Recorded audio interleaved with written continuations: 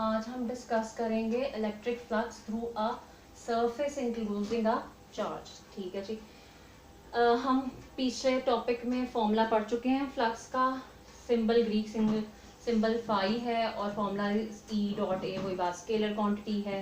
Units को भी describe कर लिया, सब चीज़ों को डिस्क्राइब कर लिया। अब तब जो हमने ली थी, हमने सिर्फ सिंपल इलेक्ट्रिक फील्ड की डायरेक्शन ली, उसके अंदर एरिया रख के इसका फॉर्मूला ड्राइव किया था।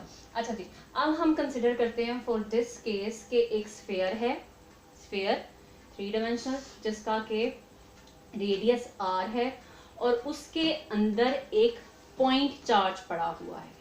स्फेयर रेडियस r और उसके अंदर पॉइंट चार्ज पड़ा हुआ है, स्टेशनरी चार्ज है।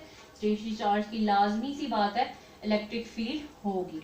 और हमने अब क्या करना है, इस चार्ज की वजह से जो कि स्फेयर के अंदर पड़ा है, कितना फ्लक्स इस सरफेस में गुजर रहा है, हमने वो डिस्कस करना है, हमने वो ढूंढना है। ठीक है, to make it easier for your imagination, sphere तो नहीं है मगर लेट अस कंसिडर कि ये स्फेयर है, ठीक है, और इसके अंदर ये चार्ज मौजूद है। ठीक है, इस वक्त ये एक स्फेयर नहीं है मगर आप कंसिडर करें कि ये एक स्फेयर है और चार्ज इसके अंदर पड़ा हुआ है। चार्ज की वजह से इलेक्ट्रिक फील्ड जनरेट हो रही है और हम देखना चाह रहे हैं इसके अंदर में से, इस सरफेस में से कितना इलेक्ट्रिक फ्लक्स गुजरेगा।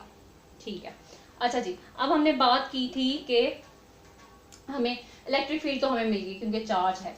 अब बात ये आ गई कि इसका एलिमेंट ऑफ एरिया कैसे कंसिडर करें, क्योंकि ये तो स्फेयर है and sphere is a round see surface है, तो उसके लिए हमने क्या करना है, और एक बहुत बड़ी हमारे पास स्फेयर है यानी कि as compare to this point charge. इसके लिए हमने क्या किया, हमने ये किया कि इस पूरे के पूरे स्फेयर को छोटे छोटे हिस्सों में डिवाइड कर दिया। कितने हिस्सों में, जो हम आज तक करते रहे हैं, n स्मॉल पैचेस। n बहुत ज्यादा नंबर है और हमें उससे कोई गर्ज नहीं कि वो कितना नंबर है, हमने बस n स्मॉल पैचेस में डिवाइड कर दिया। इतने n स्मॉल पैचेस में डिवाइड कर दिया कि ये जो आपको लेट्स अज्यूम ये जो कर्व सरफेस लग रही थी, अगर मैं इतने सरफेस में डिवाइड करूं तो ये कर्व सरफेस आएगी। ठीक है, इसको भी छोटा करते जाएं, छोटा करते जाएं और छोटा करते जाएं तो आपका पैच एक फ्लैट सरफेस में चेंज हो जाएगा। तो इसीलिए हमने n बेतहाशा नंबर्स में डिवाइड किया, जिसकी वजह से मेरा ये जो एरिया है, ये element of area that would be a flat surface.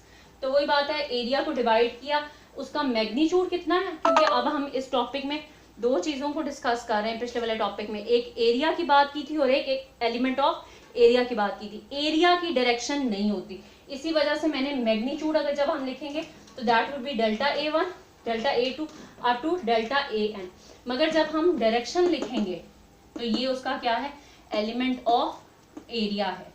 ठीक है, एलिमेंट ऑफ एरिया की हमेशा याद रखनी है, डायरेक्शन होती है और direction is outward and perpendicular to that surface. ठीक है, अब और उसमें से अब हर छोटा छोटा हिस्सा है, मैं कहती हूँ A1, डेल्टा A1 में से कितनी इलेक्ट्रिक फील्ड पास कर रही है, E1, डेल्टा A2 में से E2 up to delta AN में से EN इलेक्ट्रिक फील्ड पास कर रही है, इलेक्ट्रिक फील्ड लाइंस पास कर रही है। ठीक है, अब इलेक्ट्रिक फील्ड लाइंस जनरेट किसकी वजह से हो रही, Q की वजह से।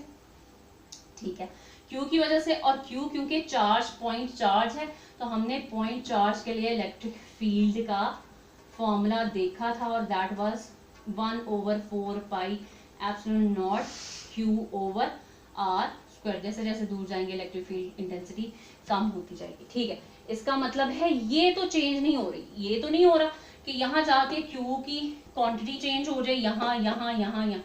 इसका मतलब है E हर जगह इसी फॉर्मूले से डिस्क्राइब की जाएगी। तो इसीलिए हमने क्या किया, और वही बात सिर्फ मैग्नीट्यूड की बात होगी, इसका मतलब है इसकी मैग्नीट्यूड चेंज नहीं होगी, आपकी E की मैग्नीट्यूड इसी फॉर्मूले से बताई जाएगी, डायरेक्शन की बात अलग है। ठीक है, तो हमने कहा कि E1 की जो मैग्नीट्यूड है वही E2 की मैग्नीट्यूड है और वही कहाँ तक, EN की भी मैग्नीट्यूड वही है, और वो हमने फॉर्मूला लिख दिया और जनरलाइज कर दिया, दैट इज E, और वो किसके बराबर, 1/4 pi epsilon not Q over R square. ठीक है जी, अब फॉर्मूला में छोटे छोटे पैचेस, अब उन सबको ऐड कर लें तो इस पूरी सरफेस के लिए फ्लक्स आ जाएगा। हमने उन सबको ऐड कर लिया।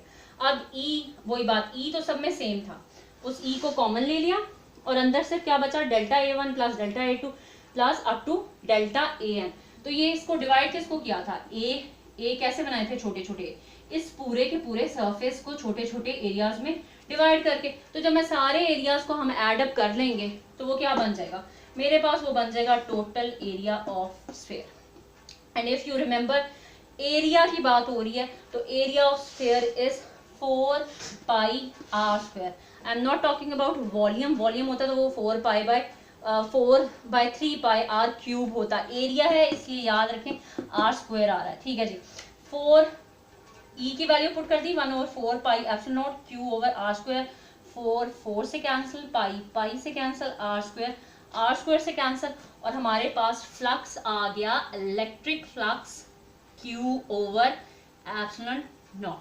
अच्छा जी, स्टार्टिंग ली थी कंसिडर अ सरफेस या कंसिडर अ शेप जो कि क्या थी, स्फीयर। लास्ट में फॉर्मूला सिर्फ आ रहा है क्यू ओवर एप्सिलॉन नॉट, किसी आर का जिक्र नहीं आ रहा, किसी ए का जिक्र नहीं आ रहा। अगर तो आर और ए का जिक्र आता, r would represent the radius of the sphere, जबकि यहाँ नहीं आ रहा, एरिया नहीं आ रहा। इसका मतलब है एरिया और आर जो है वो खास तौर पे हमें शेप बताते हैं या ज्योमेट्री बताते हैं। इसका मतलब है electric flux through through a surface enclosing a charge does not depend on shape or geometry of the object।